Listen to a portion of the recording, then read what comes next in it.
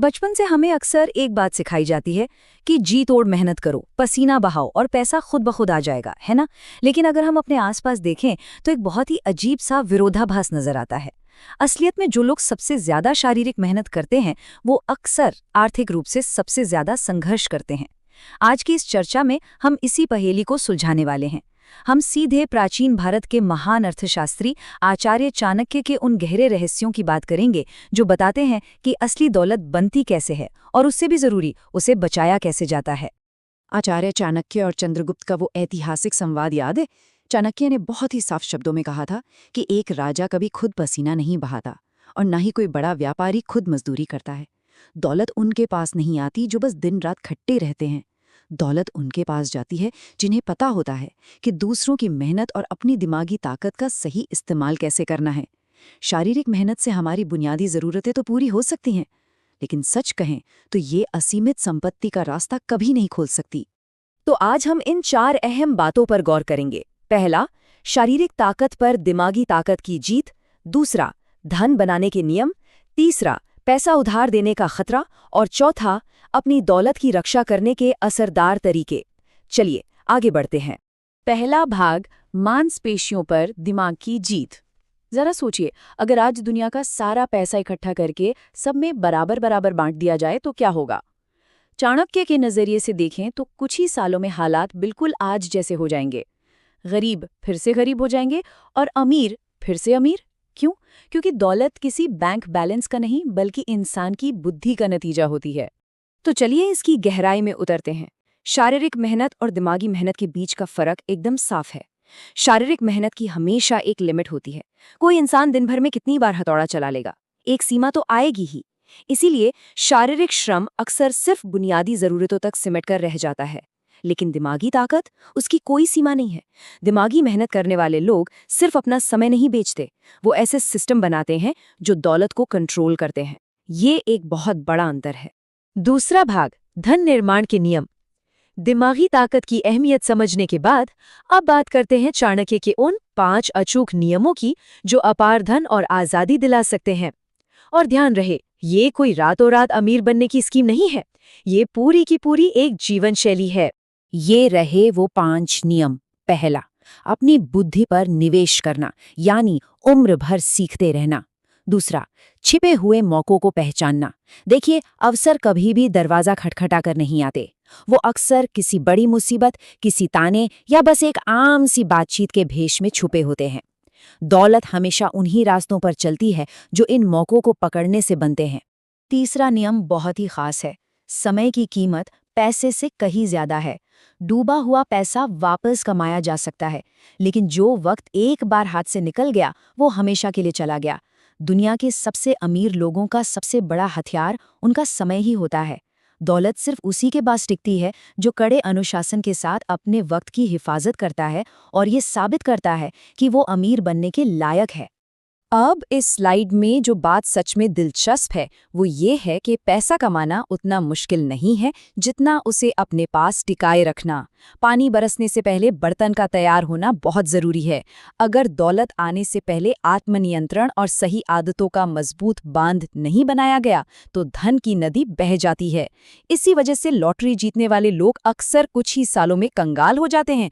पैसा आने पर ही इंसान का असली चरित्र सामने आता है। और 5वां नियम है हमारी संगति। कोई कितनी भी मेहनत कर ले, अगर आसपास के लोग सही नहीं हैं तो सब बेकार है। भविष्य की कमाई और चरित्र अक्सर 5 सबसे करीबी दोस्तों का औसप होता है। आलसी और नकारात्मक लोगों के साथ बैठने से क्षमता खत्म हो जाती है। इसके उलट जब महत्वाकांक्षी और लक्ष्य पर फोकस करने वाले लोगों के बीच रहा जाता है तो दिमाग और कमाई दोनों का स्तर अपने आप ऊपर उठने लगता है। धन कमाने के माइंडसेट को समझने के बाद अब हम इस चर्चा के दूसरे और सबसे चुनौतीपूर्ण हिस्से की तरफ बढ़ते हैं। पैसा कमाना एक बात है, लेकिन जब भावनाएं और रिश्ते बीच में आते हैं तो उस पैसे को बचाना एक अलग ही तरह की जंग बन जाती है। जरा सोचिए, क्या होता है जब कोई बहुत करीबी रिश्तेदार अचानक पैसों की मदद मांगने आ जाए, खासकर तब जब उन्हें भनक लग जाए कि कुछ पैसे बचा रखे गए हैं। तीसरा भाग, उधार देने का खतरा। इस रणनीति को समझने के लिए प्राचीन पाटलिपुत्र के एक आम व्यापारी विष्णुदास की कहानी पर नजर डालते हैं। वो बहुत मेहनत से अपना परिवार चलाता था, लेकिन फिर भावनाओं में बहकर लिए गए उसके एक छोटे से फैसले ने उसकी पूरी जिंदगी पलट कर रख दी। और ये बहुत ही शानदार तरीके से दर्शाता है कि बिना सोचे समझे दिखाई गई दरियादिली कितनी खतरनाक हो सकती है। विष्णुदास के एक दूर के रिश्तेदार ने अपनी बर्बाद फसल का रोना रोया और उसकी जिंदगी भर की जमा पूंजी उधार ले ली। महीने बीते तो पता चला कि उस रिश्तेदार ने सारा पैसा ऐशो आराम में उड़ा दिया है। और नतीजा, 1 साल के अंदर ही कर्ज देने वाले विष्णुदास का अपना परिवार भूखमरी की कगार पर आ गया। सच कहें तो अपनी दौलत की रक्षा करना असल में अपने परिवार के भविष्य की रक्षा करना है। बिना किसी नियम या पक्की योजना के दिया गया उधार अक्सर उस दीमक की तरह काम करता है जो अच्छे भले रिश्तों को अंदर से खोखला कर देता है। और सबसे बड़ी विडंबना देखिए, जब उधार देने वाला अपना ही पैसा वापस मांगता है तो अक्सर वही सबसे बड़ा विलन बन जाता है। चौथा भाग, धन की रक्षा के तरीके। तो अब सवाल यह है कि इस जाल से कैसे बचा जाए। भावनाओं में बहकर अपना नुकसान करने की बजाय समझदारी से काम कैसे लिया जाए। चलिए आगे बढ़ते हैं और देखते हैं चाणक्य की सुझाई गई वो रणनीतियां जिनसे बिना रिश्ते खराब किए बड़ी ही शालीनता से ना कहा जा सकता है। ये रहे वो 5 प्रैक्टिकल तरीके जो किसी की भी मेहनत की कमाई को गैर जिम्मेदार रिश्तेदारों या दोस्तों से बचा सकते हैं। ये रणनीतियां इस तरह काम करती हैं कि सामने वाले को बुरा भी नहीं लगता और पैसा भी सुरक्षित रहता है। चलिए इन्हें एक एक करके समझते हैं। सबसे पहला कदम है समय की ढाल। जब भी कोई पैसे मांगे, कभी भी तुरंत हाँ या ना में जवाब नहीं देना चाहिए। हमेशा कम से कम 24 घंटे का समय लेना चाहिए। याद है चाणक्य ने एक बार एक राजकुमार को कैसे फटकारा था? क्योंकि उसने जल्दबाजी में एक दुश्मन जासूस को पैसे दे दिए थे। 24 घंटे का वक्त सोचने का मौका देता है। अगर जरूरत झूठी होगी तो मांगने वाला इंतजार नहीं करेगा और अपना रास्ता नाप लेगा। 24 घंटे बाद बारी आती है दूसरे कदम की, प्रश्न रूपी तीर। पैसा मांगने वाले से सीधे तौर पर पूछना चाहिए कि वो पैसा वापस कैसे करेगा, उसकी ठोस योजना क्या है। ये सवाल एक ऐसे तीर की तरह है जो हर झूठ को बेनकाब कर देता है। जब ये पूछा जाता है कि पैसा कब और कहाँ से वापस आएगा, तो गलत नियत वाले लोग अक्सर गोलमोल बातें करने लगते हैं और बस वहीं उनकी असलियत सामने आ जाती है। तीसरी रणनीति कहती है कि उधार के बदले कोई सिक्योरिटी या गारंटी जरूर ली जाए। कोई चेक या कोई संपत्ति गिरवी रखने की बात होनी चाहिए। चाणक्य हमेशा मानते थे कि बिना गारंटी के पैसा देना रेत में पानी डालने जैसा है। जिनकी नीयत साफ होगी वो खुशी खुशी गारंटी दे देंगे, लेकिन जो लोग सिर्फ फायदा उठाने आए हैं वो तुरंत वहां से खिसक लेंगे। और ये एक बहुत ही कूटनीतिक तरीका है, एक बड़े उधार को एक छोटे दान में बदल देना। मान लीजिए कोई बहुत बड़ी रकम मांग रहा है तो उसे एक छोटी सी रकम दान या गिफ्ट के रूप में दे दी जाए, जिसे वापस मांगने की कोई शर्त ही ना हो। ये एक बेहद चतुर चाल है। एक बड़ा उधार देकर पैसा और रिश्ता दोनों दांवों पर लगाने से बेहतर है कि एक छोटा सा दान दे दिया जाए।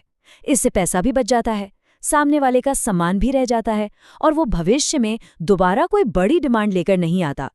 अब हम इस चर्चा के बिल्कुल अंत में आ गए हैं। पैसा कमाना यकीनन दिमाग का खेल है, लेकिन उसे बचाना ये आत्मसम्मान का विषय है।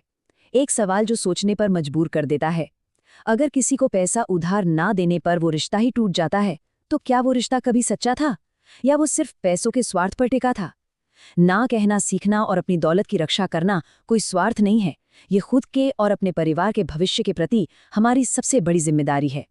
तो क्या हम अपनी दौलत की सही मायनों में रक्षा करने के लिए तैयार हैं? सोचिएगा जरूर।